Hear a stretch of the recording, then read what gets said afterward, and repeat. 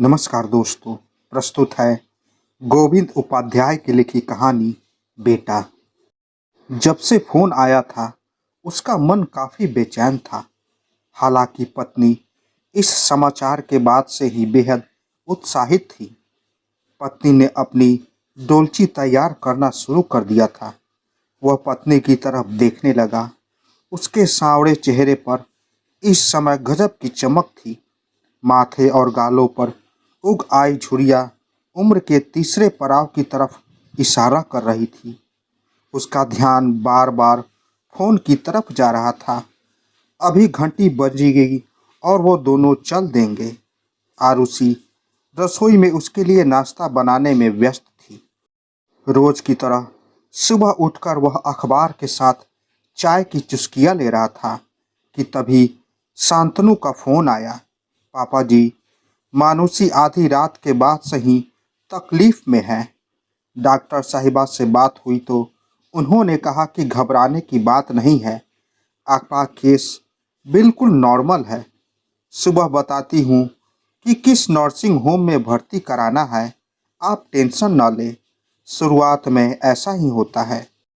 उसके बाद से ही मन में घबराहट होने लगी थी और वह ईश्वर से प्रार्थना कर रहा था कि सब कुछ ठीक ठाक से निपट जाए। अब बस उसे शांतनु के फ़ोन का इंतज़ार था कि डॉक्टर साहिबा किस नर्सिंग होम में रिमांड कर रही है। मानुषी के शादी का यह दूसरा वर्ष था। वह 26 साल की होने वाली थी। बस 12 दिन शेष बचा था उसके जन्मदिन का। उसे मानुषी के विवाह के लिए बहुत अच्छा परेशान नहीं होना पड़ा था। सिर्फ 3 जगह उसके रिश्ते की बात चली थी। 2 जगह तो शुरुआती दौर की औपचारिकताओं के बाद ही बात खत्म हो गई थी। तीसरी जगह रिश्ता पक्का हो गया। शांतनु एमटेक के बाद मल्टीनेशनल में इंजीनियर थे। सुंदर और आकर्षक व्यक्तित्व के साथ सैलरी पैकेज भी अच्छा था। सबसे अच्छी बात यह थी कि वह निहायत विनम्र और सभी प्रकार व्यसनों से दूर थे। शायद यही कारण था कि उसने अपने हैसियत से ज़्यादा खर्च कर दिया था। जो लड़के वालों की मांग थी उसके अतिरिक्त भी उसने बहुत कुछ दिया। इसके बावजूद जैसा कि होता है, लड़के वालों को हमेशा कम ही लगता है। मानुषी की सास को भी शिकायत रहती थी कि शादी में उसके आशा के अनुरूप दान दहेज नहीं मिल पाया। शुरू में मानुषी जब भी उसे बताती विचलित हो जाता। उसके ऊपर 3 लाख का कर्ज था। कुछ अपने विभाग से ले रखा था और कुछ इष्ट मित्रों से, जिसे चुकाने की चिंता हमेशा बनी रहती। कमाई का एक बड़ा हिस्सा उसी में निकल जाता। बेटी के लिए कुछ न कर पाने का अपराध बोध भी था। शांतनु भी कहीं न कहीं अपने परिवार के साथ खड़े दिखाई देते थे। मानुषी से 3 साल छोटी थी आरुषि। वह अभी उसके विवाह के बारे में तो कुछ सोच पाने की स्थिति में नहीं था। मानुषी जब पैदा हुई थी उसके कुछ दिनों पहले ही उसे नौकरी मिली थी। ऐसे में अम्मा ने उसके पैदा होने पर उत्साह ही दिखाया था। लक्ष्मी है भाई। आने के पहले पिता को सरकारी नौकरी मिल गई। बेचारा कितना परेशान था। छोटी मोटी नौकरी मिलती भी तो मेहनत ज़्यादा थी और पैसा कम। पहला फल है। क्या बेटा, क्या बेटी। मानुषी रूई के फाहे की तरह थी। गोद में उठाते समय उसके भीतर पिता होने का एक अजीब उल्लास था। वह अपनी छोटी आंखों से उसकी तरफ ताक रही थी और वह उल्लास से भरा हुआ था। उसने पत्नी की तरफ देखा। मां बनने के गौरव से उसका चेहरा भी चमक उठा था। लेकिन आरुषि के पैदा होने पर सब कुछ विपरीत हो गया था। अम्मा की आंखों में आंसू आ गए थे। किस तरह मैं 3 बेटियों की शादी निपटाई हूँ, मेरी आत्मा जानती है। एक तो पहले से ही थी, अब फिर लड़की। पत्नी ने भी बहुत कातर नजरों से देखा था उसे, जैसे उसने कोई बड़ा गुनाह हो गया हो। उसके सूखे और पपीहाए होठ कांप रहे थे। पत्नी ने उसका हाथ जोड़ पकड़ा था। पत्नी उसे संतावना चाहती थी। वह मुस्कुराने की कोशिश किया। क्या फ़र्क पड़ता है, ज़माना बदल रहा है। अब बेटे बेटी में कोई फ़र्क नहीं, बस उन्हें इस योग्य बनाओ कि समाज में सर ऊंचा करके जी सके। उसकी बातों को सुनने के बावजूद भी पत्नी की आंखों में संदेह था कि वह यह बातें सिर्फ उसका दिल रखने के लिए कह रहा है, क्योंकि हम दोनों ही बेटे की कामना कर रहे थे। आरुषि की माँ की तरह सांवली थी, पर उसके नाक नक्श मानुषी से ज़्यादा सुंदर थे। लेकिन इतने सालों बाद भी कुछ नहीं बदला था। सभी कुछ यथावत था। मानुषी की शादी के बाद से तो वह काफ़ी तनाव में आ गया था। जो लोग देखने में बहुत सीधे और सरल लगते थे, अचानक उसके चेहरे से नकाब उतरने लगे। शुरुआती 6 महीनों में मानुषी जो भी बताती, वह सब उसने किस्से कहानी में ही पढ़ा था। वह घबरा जाता। आए दिन अखबारों में छपने वाली दहेज हत्या और दहेज प्रताड़ना की खबरें उसे और भी विचलित करती थी। पत्नी संतावना देती, आप बिना मतलब ही इतना घबरा जाते हैं, ऐसा कुछ नहीं होगा। सामान्य लोग हैं, जितना मिल सकता है लड़की वालों से ले लो। सोचो तो हमारे समाज में है ही। आपकी लड़की को इसके लिए कोई शारीरिक यातना तो देते नहीं हैं, बस जुबान से उलाहना ही तो देते हैं। यह तो हर लड़के वाले करते हैं। कुछ दिन चलेगा, फिर सब कुछ सामान्य हो जाएगा। क्या आपकी माताजी मुझसे नहीं बोलती थी? तब मोबाइल और फ़ोन तो था नहीं, जरा जरा सी बात मायके तक पहुंचती। अब तो दाल के तड़के में क्या क्या डाला है, उसकी खबर भी मायके में तड़के को दाल में डालने से पहले पहुंचने का प्रचलन है। यह सब बहुत सामान्य बातें हैं। आप लड़की के बाप हैं, धैर्य रखना सीखिए। मानुषी शुरू से शादी का विरोध कर रही थी, हालांकि इसके पीछे कोई ठोस आधार नहीं था। तब उसे लगा था कि हर लड़की पिता की सरपरस्ती में निकलने पर ऐसा करती है। लेकिन जब मानुषी के फ़ोन आते तो वह स्वयं को अपराधी महसूस करता। फिर धीरे धीरे सब सामान्य होने लगा था। शांतनु का ट्रांसफ़र इसी शहर में हो गया था। बेटी के पास आ जाने पर उसे थोड़ा सुकून मिला। शहर के एक कोने के बावजूद भी शांतनु से 20 किलोमीटर की दूरी पर था। बीच में ट्रैफिक और शहर की खस्ता हालत सड़कें इस दूरी को और कष्टमय बना देती। इसके बावजूद लगभग हर छुट्टी अब मानुषी की उसके साथ बिताती। वह उम्मीद से थी।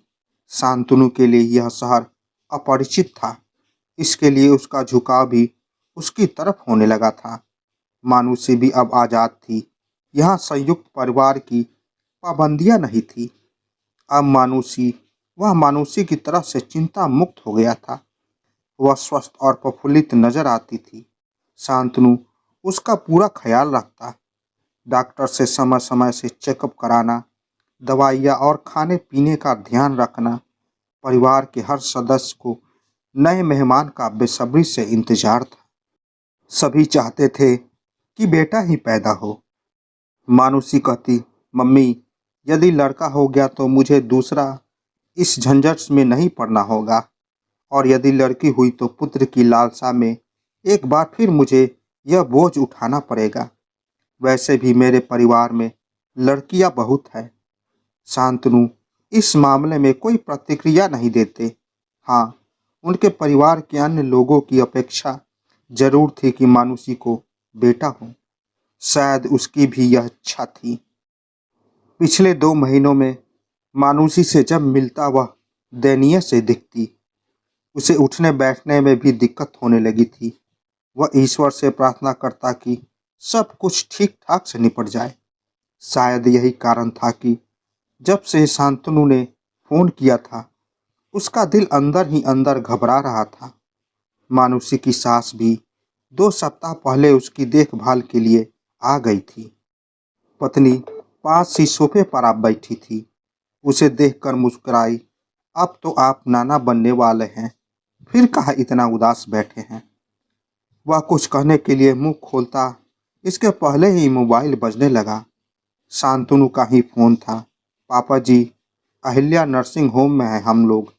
सब ठीक है, घबराने वाली कोई बात नहीं है, नॉर्मल डिलीवरी संभव है। वह पत्नी से पूरी बात बताया और घर से बाहर निकल पड़ा। घबराहट और बढ़ गई थी। मोटरसाइकिल चलाने का साहस नहीं हुआ। आरुषि ने भी मना किया। वह पत्नी के साथ कुछ दूर ऑटो स्टैंड की तरफ चल दिया। पत्नी शांत थी। वह हमेशा सकारात्मक सोचती है। शायद इस समय भी ऐसा ही सोच रही थी। वह पिछले 3 महीने से अपने आने वाले मेहमान के बारे में सोच सोच कर प्रफुल्लित होती रहती थी। उसके पैर के पास ही डोलची रखी हुई थी। उसमें क्या है वह नहीं जानता, न ही जानने की कोशिश की थी। अचानक ऑटो रुक गया। वह बाहर सड़क की तरफ देख रहा था। रेलवे क्रॉसिंग था। कोई ट्रेन आने वाली थी। दोनों तरफ जाम लगा था। यह जून का दूसरा सप्ताह था। 10 बजने वाले थे। हवा गर्म होने लगी थी। उसने शांतनु का मोबाइल लगाया। मोबाइल स्विच ऑफ बता रहा था। उसने कई प्रयास किए किंतु सफलता नहीं मिली। अब वह भुनभुना रहा था। पत्नी ने उसका हाथ दबाकर सांत्वना देने का प्रयास किया।